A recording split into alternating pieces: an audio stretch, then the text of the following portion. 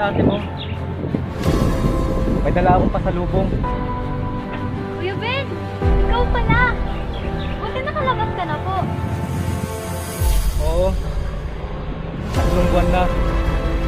Kaso, napasukan muna ako sa kaibigan ko bilang isang kargador.